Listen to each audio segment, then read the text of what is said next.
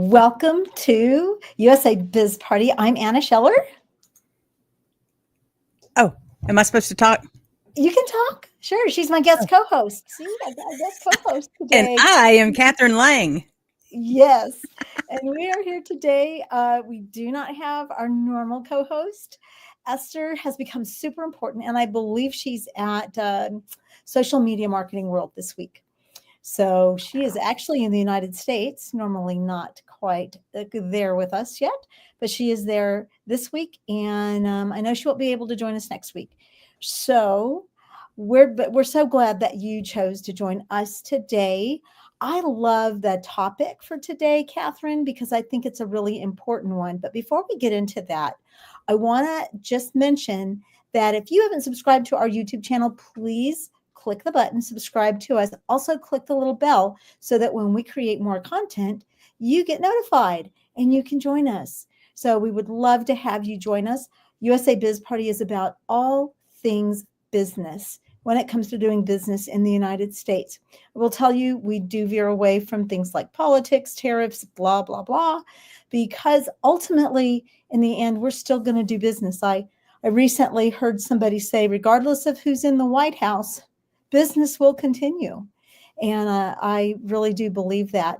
And so we talk about things that are going to help you grow your business in any economy, under any administration, in any circumstance, because we're here for you.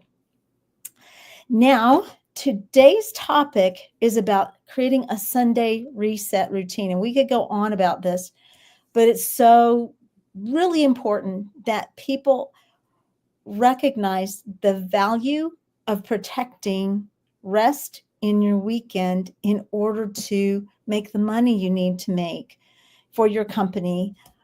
And I love topics like this because I need to hear these things again. I don't know about anybody else, but I got to tell you, sometimes I'm going, and the next thing I know, a month has passed. And my husband's looking at me and I'm like, oh, I don't feel very good. And he's like, let's see. Last time you took a nice rest, honey, I don't remember. So maybe Catherine's better about it than I am. I hope so. But we are going to talk about a well-rounded Sunday reset routine. And the three things we're going to talk about is we're going to tell you about a 3-part weekend formula that you can use as a guideline to reset for the week. Have you ever heard of something called the Sunday Scaries, Catherine? I have not. I learned that. I figured it just has to do with professional football. Yes, of course. Why not? I heard that term maybe a couple of weeks ago with my daughter-in-law. She works in the emergency room. And I was telling her, I said, oh my gosh, some Sundays, I just dread going to bed because I know I got to get up and deal with blah, blah, blah. And she goes, oh, you have the Sunday Scaries. I was like, Sunday Scaries? Oh, that sounds about right.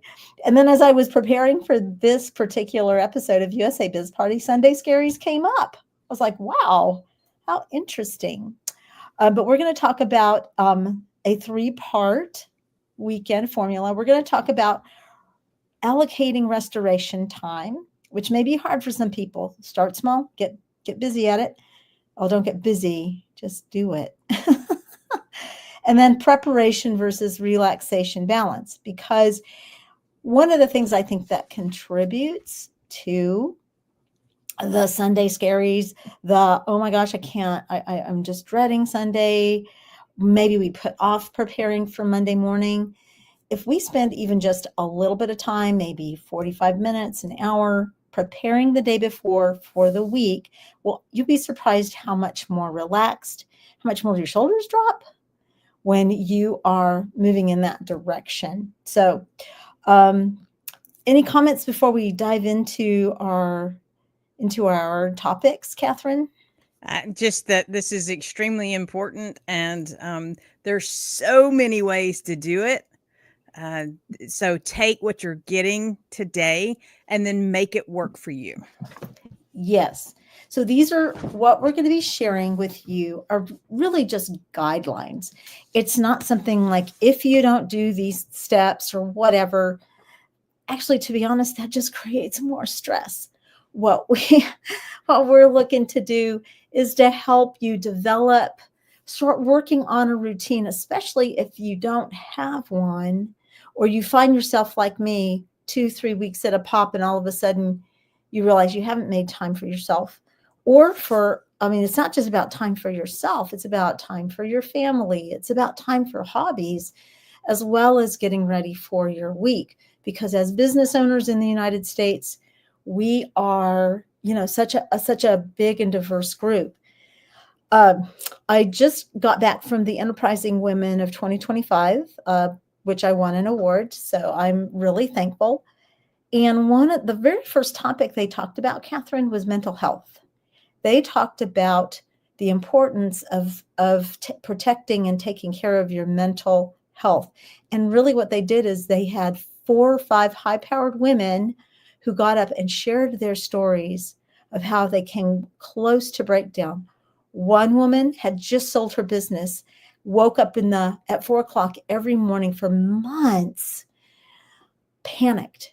And it was because she knew the transition would be difficult, but she didn't know how trying it was. And so she sought professional therapy. And other women were talking about how they had just driven themselves into the ground. So this is not just a topic for women. I think women tend toward it more.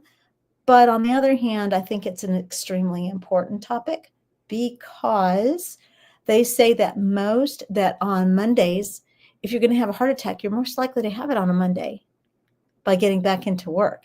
Crazy, right? So for the 3-part weekend formula, we're going to talk about restoration, preparation, and connection. So for restoration, there are 3 parts to the day, essentially. And there's morning and afternoon. We're going to get real basic here, and evening. And so what you do to get yourself moving in the morning. And Catherine, are you with me? Because I think you froze. Let's see. Catherine, you may have to step out and come back in because I think you froze up on me, girl. Yes.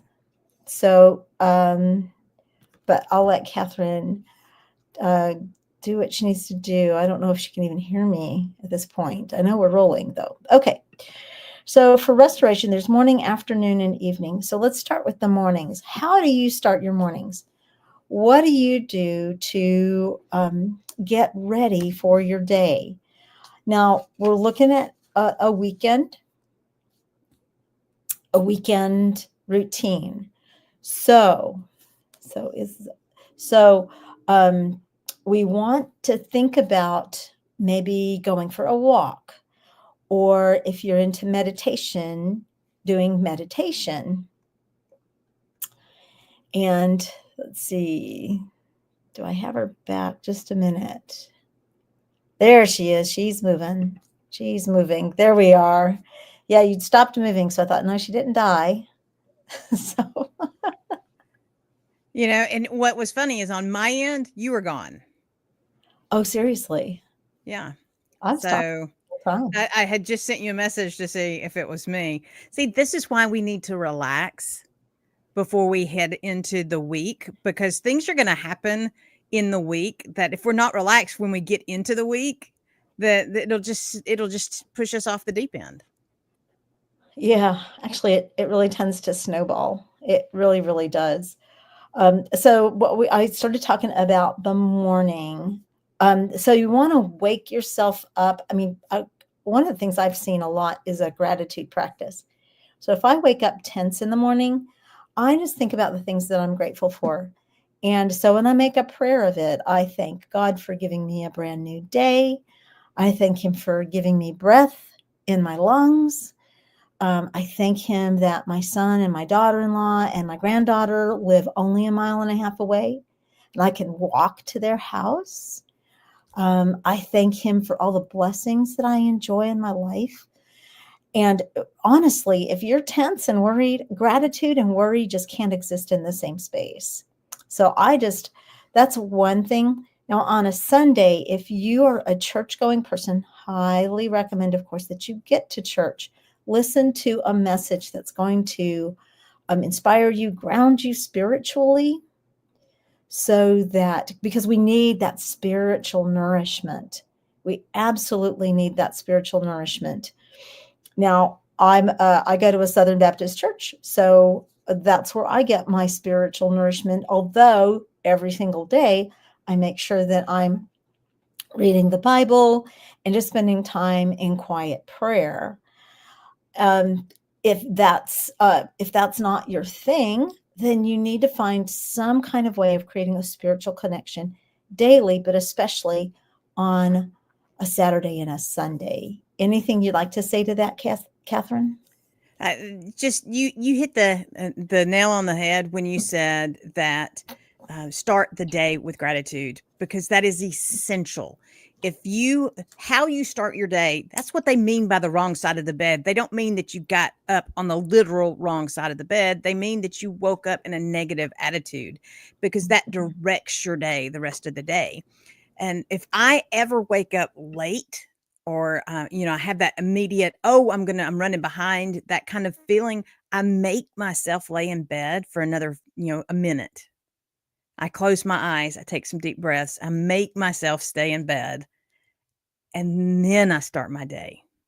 And I always start my day with, today is a very good day. Thank you for this glorious day.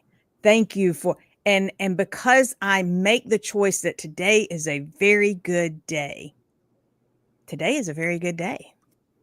Yes, it is. Yes, yes, it is. It is, gratitude. There are tons of books written about gratitude. I'm not going to belabor the gratitude point, but I highly recommend that you get the book The Science of Growing Rich by Wallace Wattles, because he has an entire chapter on just gratitude, how that opens up more blessings for your life. And that if all you see is what you don't have, well, don't worry, you won't have more. That's where your focus is. Um, Now, in the afternoons, here's a key piece I think that we all need to bear in mind. And you want to spend your afternoon doing something that is relaxing or is a give back to yourself. And I'm going to even say stay away from screen times. Okay. Um, what are things that you enjoy doing? Is it reading? Have readers or leaders. We've heard that before, but you don't necessarily have to read a book on how to be a better leader or how do you do your business better. I actually love reading biographies. They're inspirational to me. Currently reading a book called Embracing the Suck by David Gleason. It's a really good book. And the stories he shares are extremely powerful stories. And then he gives, at the end of each chapter, he gives steps to follow to try to build the attitudes that he shares about in the stories in his book. So I'm only about a third of the way through the book, loving it so much. But again, it's something that I'm trying to stay away from screen time, so that I can. There's something about screens that just it adds to frustration, and it adds to stress. It adds to stress. Um, Also, I don't know. There's something about gardening. What are your favorite hobbies, Catherine? You would bring up gardening. Because that's not something I get to enjoy anymore. But what I have done is, because I'm not in a position to get outside and get into the garden, which not only gets you your vitamin D, which is essential to your health, and it reconnects you with the earth. It grounds you to the earth when you get out there and you garden. So I make a point to go out. We have a lake where we live now, and I go out on the peninsula. There's a peninsula that runs out, and I can sit there and I can listen to the waves rolling in, and I can sit on the ground and ground myself that way, and face the sun and let the sun pour over me. And even just 15, 20, 30 minutes, and really that's all you need, um, to refresh, recharge, and really revitalize your body by getting out into that sun. So that is probably my number one afternoon choice is to go sit in the sun for 15 to 20 minutes. Ooh, I love that. With my granddaughter, what we do, and this is an evening routine that we've built on the weekend, is my son and his wife will come over and we'll do like a barbecue at the house. And then I have a pool. So I sit on the edge of the pool and I hold her so she can kick. And I just let her kick, kick. And I mean, this girl, she can kick. I mean, when we get her, when it's warmer and we get her into a swimsuit, oh my gosh, she's going to be a force to reckon with. But just being in the water, holding my granddaughter is it's so calming for me. There's something about water that's very calming. But maybe yours is gardening. Maybe you enjoy painting, and you don't have to create a Mona Lisa. Just do something that gets your mind off of work. And then, in the evening, I would really recommend that you make time to be with family or friends so that you're getting that social interaction. Because I have found, and maybe you found this, Catherine, I found that when I'm with other people, my problems don't seem so big. I don't know, but especially when I'm with my granddaughter, if something is really rolling through my head, I can sit down with her and watch her play with her toys and interact with her. And she'll look at me and she'll just babble, babble, babble. And then she'll hold her hand up to me like, did you get it, Grandma? And, there's just something about that. It's like, all this other stuff, it's really no big deal. It's really no big deal. I mean, we have to deal with it, sure. But the fact that I can step away, and so I just would encourage you to make time to connect with people, not in a stressful environment. Like for us, we have this thing called a fire ring. So my husband just throws wood in there. We do very simple meals, like we do hot dogs or we'll do sausages and, grab a bag of chips. Is it the healthiest? I don't care. It's fun. It's relaxing. We sit out there and we're drinking our cans of water or our sodas or whatever we're drinking. We don't worry about calories and we don't worry about, somebody storming the castle, if you will. We just enjoy spending time together. And so, it's important to start building some of that routine, even if all you can do is 30 to 45 minutes a day of working on these particular things to build that begin to build your restoration. You may find that you just need to set a timer so that you don't spend too much time doing it, and recognize that if you're setting aside time later to take care of some of the things you need to prepare for the week, you don't have to be thinking about it right then and there. You can just move on. Anything you'd like to add to that, Catherine? Just that we are called to be in a relationship, and it is the quickest way to burn yourself out is to ignore relationships. You need to be invested in relationships. Everything worth doing, worth being, and worth having is founded in relationships. Everything else will burn away. So true. So true. And let's remember what we're in business for. What is your statement of success? If it's to make more money, let me give you a little hint. There's always more, and that will drive you for more. For me, it's creating a legacy for my family. So everything I do is focused on when I leave planet Earth, what is my family going to have when I'm left? How is it going to build my family to greater unity and greater connection, the work that I've done? And that's my goal. So I have to tell you, as I've become more content with what I have, I get the opportunity to create more. But getting back to a Sunday routine, it's really valuable to realize that how we do the weekend really sets us up for success during the week. Now, people may be saying, Catherine, so we want to say thank you to the 2 live viewers we have. Thank you so much.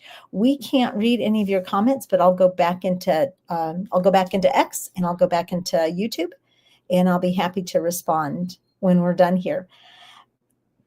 Preparation versus a relaxation balance. So the challenge we have is that Monday still rolls around. And because Monday still rolls around, if we're not prepared, if we're not set up for Monday, then that's going to add to the stress of Monday. And so we want to build a balance between planning and relaxation. So what do you think is a good way to do that, Catherine?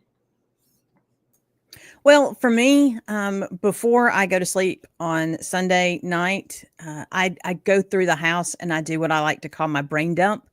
And I look at everything, because part of my game plan is the balance. I want balance. So I always am working on my aspiration, my stewardship, my transformation, and my fellowship, or work, home, heart, and family.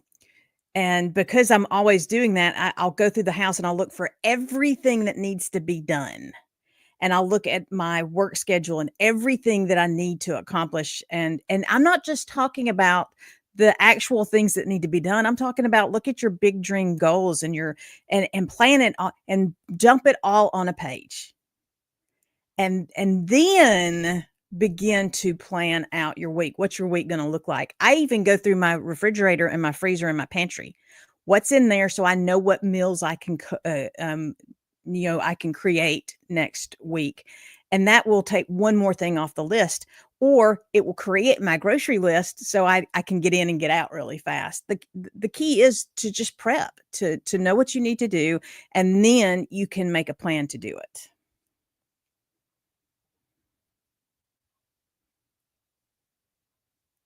You're muted. Whew, I was worried it was me again.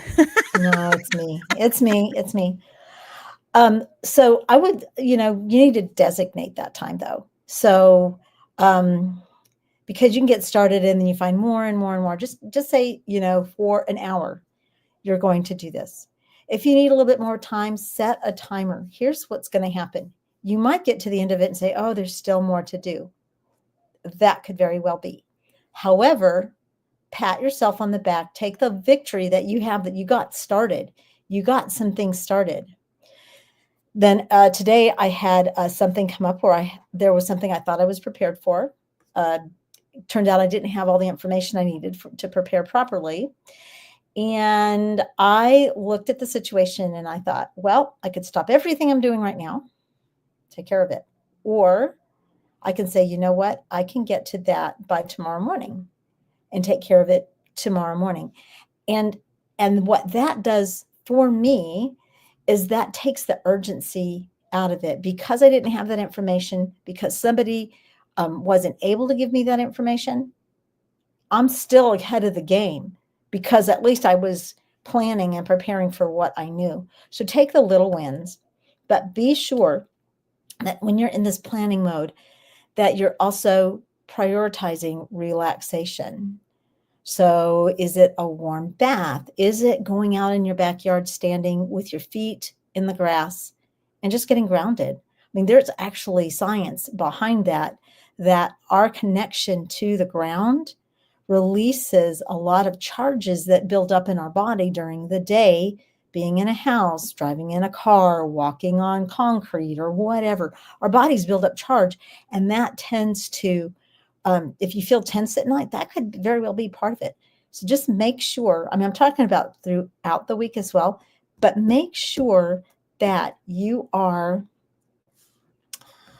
prioritizing relaxation, because what will happen is when your brain is relaxed, the problems that may seem so insurmountable, solutions come. Why do you think when you're in bed at night, the answers to the questions you've had all day come? It's because you're relaxing, which is frustrating, because for me, that means my mind is going a million miles an hour. So I can't always stop that. But what it does, but that's just an indication that you're in a receptive mode to problem solve, because problem solving isn't about thinking super hard. Problem solving is actually letting your mind do the work that it was designed for by not thinking so hard. Now, the last thing, you're laughing. Yes, ma'am? No, I just not thinking so hard. I've never been accused of that. But I will tell you, for the longest time, when the boys were younger, it would take me sometimes an hour, 2 hours to fall asleep. Mhm. I couldn't shut everything off. I was constantly running over, what do I have to do?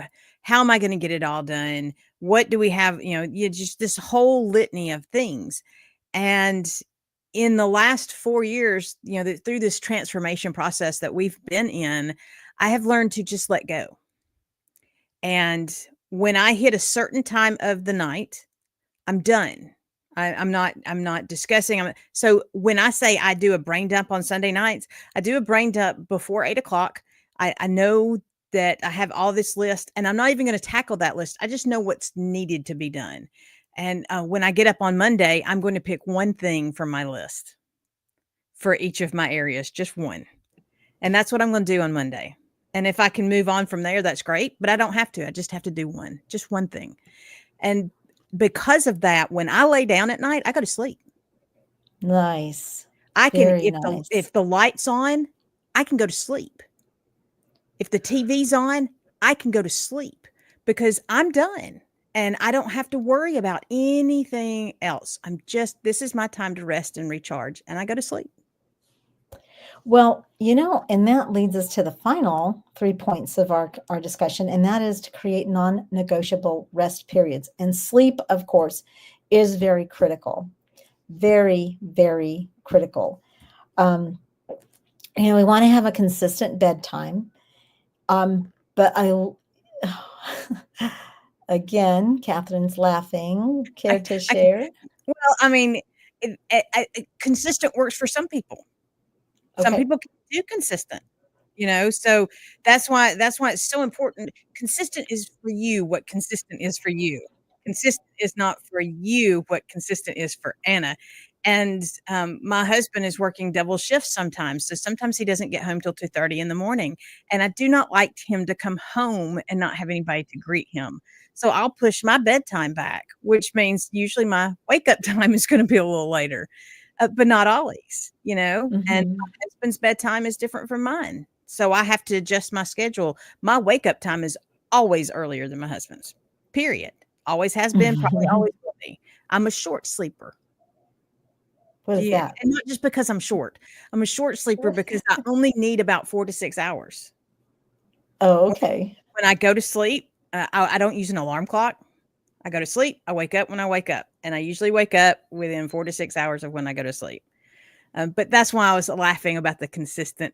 It is just here the key to good sleep is to go to sleep when you're tired. Mhm. I mean, if you get tired at 8 o'clock at night, go to bed. I mean, I don't understand why that's complicated. That's why I used to look at my husband. I'd be like, just go to bed. You're tired. Just go to bed.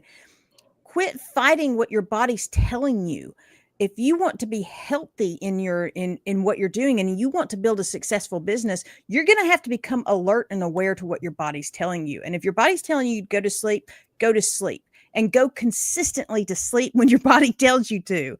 And you will find that you feel a lot better the next morning. Wise words. Wise words. And there's nothing wrong with taking a nap in the afternoon. Nothing wrong with it at all. And speaking of that, make sure that you're taking breaks. I mean, we talked about the weekend reset routine, but during the week, make sure you're taking breaks. I actually, and just want to take a minute to say welcome to all the people who are joining us, who have joined us since we got started. Thank you for sharing this time with us. We are talking about how to reset on the weekends so that we can start strong on Mondays. And we're right now talking about non-negotiable rest periods. And I think a lot of people don't take the breaks that they need in order to be productive. There is a guru out there. His name is Robin Sharma. I read some of his stuff about some of his books, and he's a big proponent of taking a break and resting, napping. And I think even if all you do is you get up from your work, you stand up, you walk around the block, or you just walk to your kitchen, get yourself a drink, maybe go outside, stand barefoot in your grass. That seems to be becoming the theme today. um, that you, you know, that really goes a long ways into helping you reset during the week, during your work week. And when you're doing this, unplug from devices. If you can let your phone, you know what? Most people don't have to hear from you within 15 minutes of sending you a text or a message on Slack or an email. I actually designate certain times that I look at emails because an email is somebody else's agenda for me. And I have to be working my own. And based on what we talked about last week, and I think, you were not with us last week because we had to do a pre-record, but setting aside 90 minutes to get a task, to work on a task or a couple of tasks is a really beneficial thing for me, because then when I'm done, like yesterday, I was working on a huge project and I couldn't get through all of it. I thought I could, but I didn't get quite through all of it. But the good news was, I got myself to a stopping point where it only took me 45 minutes today to finish the project. But I knew where I was going. I made notes so that I could pick up where I left off, because that's probably the biggest challenge we have.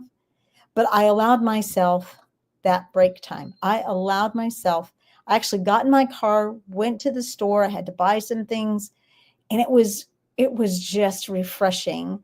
My husband calls them shelf checks.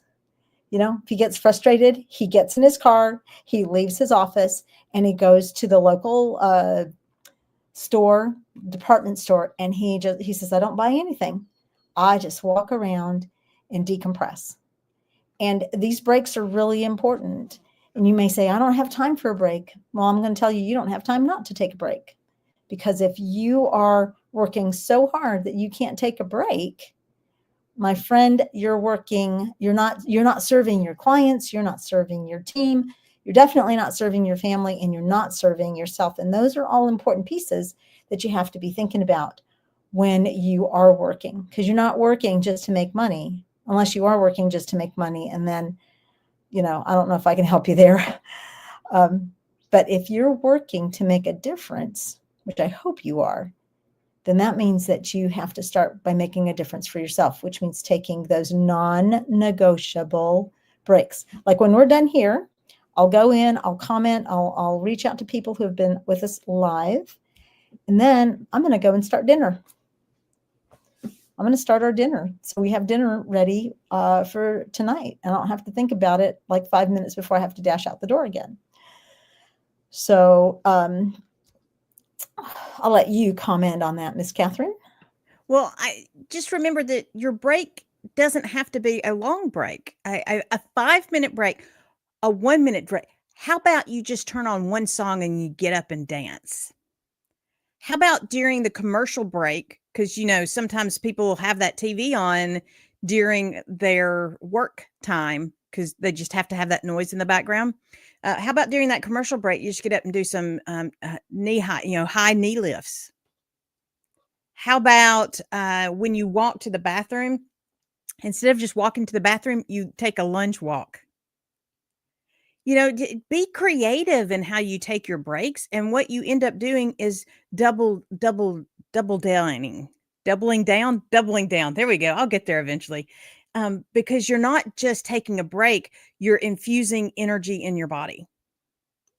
So it doesn't have to be 15 minutes. You don't have to drive to if driving to the local department store makes you a happy camper, go do that. If driving to the local nursery or the botanical gardens and taking a walk through there, do that.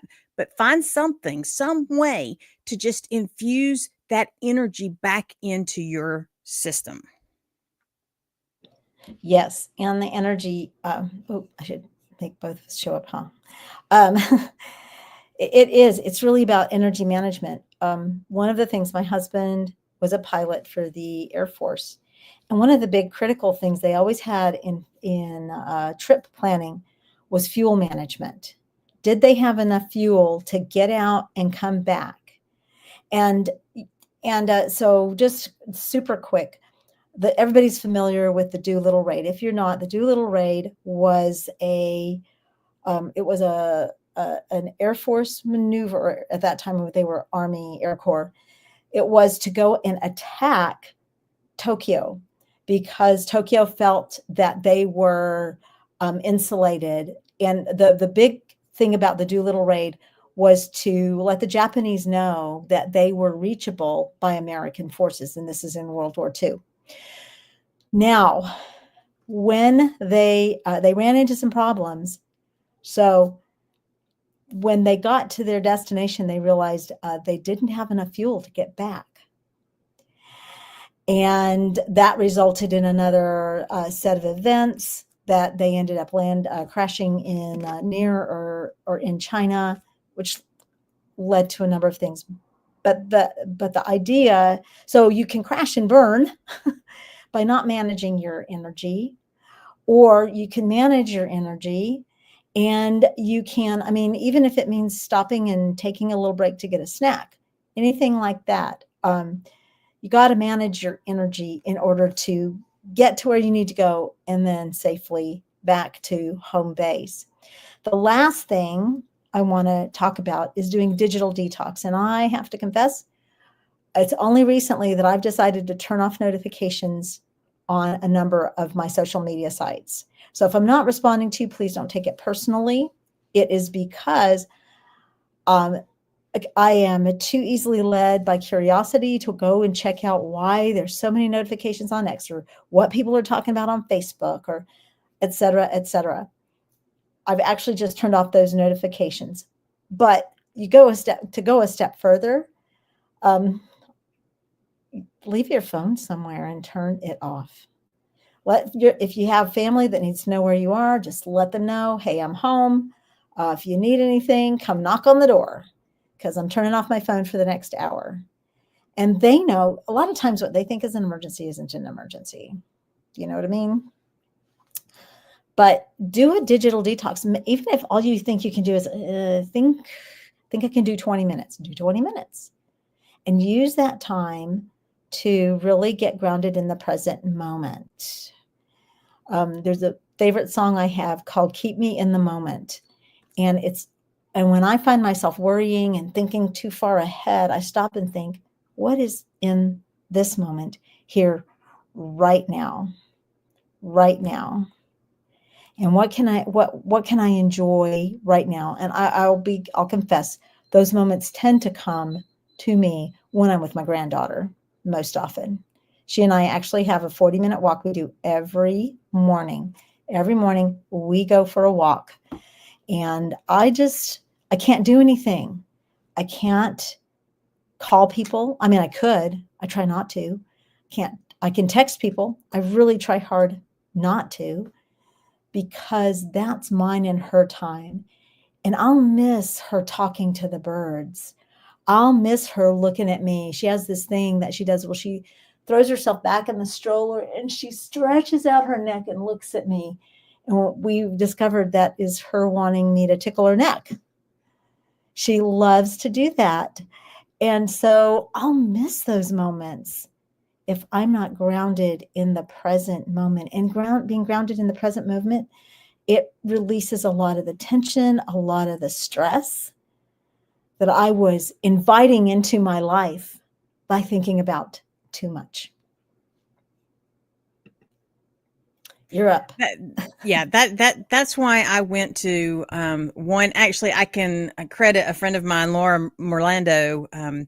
She is the one that really pushed me to the one. Other people had suggested it in different formats, in different ways, but when sometimes we just need to hear it in different ways before we kind of catch on to it. And I caught on to this. There can be only one. And now every time I say it, I'm like, there could be only one. And so there's just one thing. And when we just do one thing, And let's be honest, we can only do one thing. That's the big trap, is that we've been told we can do it all and we can do it now. And you can't. Mm-mm. Even people who are experts, and I am an expert microtasker. I can go in there and I can have 4 pots going. I can be chopping veg, I can be doing all this different stuff, and I can maintain all of it, and I can keep all those plates spinning, but they're all connected. They're all a micro task. They're all parts of the same task. When we start trying to multitask, we drop the plates every single Yes. time. We cannot do more than one thing at a time. And you are being fully invested in that one thing. And when you're fully invested in that one thing, it makes a difference in your life and in the lives that you're investing in. So when you are trying to working on building this business, you have to be all in on that one thing at a time. And you have to create that balance, because without that balance, you drop the plates. So the balance is family, the balance is work, the balance is relationships with the clients and with the family, your health. Without your health, you can't have a business. Yes. So, do one thing, but find the balance that works for you, and then continue in that, and be okay with pivoting in the moment, because as your seasons change, so will the way you balance. Exactly. And I love how you focused on the one thing. One thing. When you're working on that project, make it the one thing. Yes, you have messages coming in, make it the one thing. Most people aren't going to die if you don't answer right away. Make it the one thing. As I was working on this project this morning, like 3 different ideas came into my head, and I stopped myself and said, one thing. This is not helping me do my one thing right now. So, in conclusion to today, we've been talking about restoration, preparation, and connection. Restoration. Make sure that you are setting aside time, particularly on the weekends, to restore yourself. In the morning, what are you doing to energize and get ready for your day? What are you doing in the afternoon to have fun and relax? And then in the evening, what are you doing to get ready for bed? And how are you making time to be with those people who are important to you? Preparation and relaxation balance. We have to do some prep, or the Sunday scaries become the Monday morning misery. And so we want to make some time to prepare. You can be like Catherine and go through the house and just find out what needs to be done, and then select one thing each day of the week to work on. But make sure that you're also spending time relaxing. And then we talked about the non-negotiable rest periods. So one is sleep. Make sure you're getting adequate sleep, however you need to do that. Make sure that you're taking enough breaks away from the grind, that you're refreshing yourself, whether it's taking a short nap, taking a walk, standing outside, going to the store and just walking through without spending any money. Good luck with that.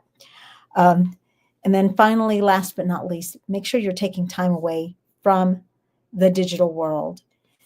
We live in the information, and I honestly, sometimes I listen to instrumental music, not because not because I don't like the music I listen to. I listen to a lot of different kinds of music, but sometimes I don't want to hear what people are saying. I just want the music to flow through me, to take my thoughts, and let me just be a human being. So, any last comments, Catherine, before we close today? Just remember, the key to this whole relaxation, restoration, connection thing is to find your way, because it doesn't matter how good it is, how good the program, how good the system, how good the plan is, if it doesn't work for you, because you won't work it. And you have to work it. You have to make the choice. You have to do it in order for it to work for you.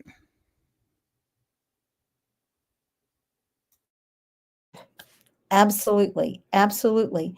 Next week, to follow on with what we've been talking about today, we'll be talking about digital boundaries. So let's be thinking about, what are the things that trigger me? How can I get control of my life in that respect? And we'll see you next week on USA Biz Party.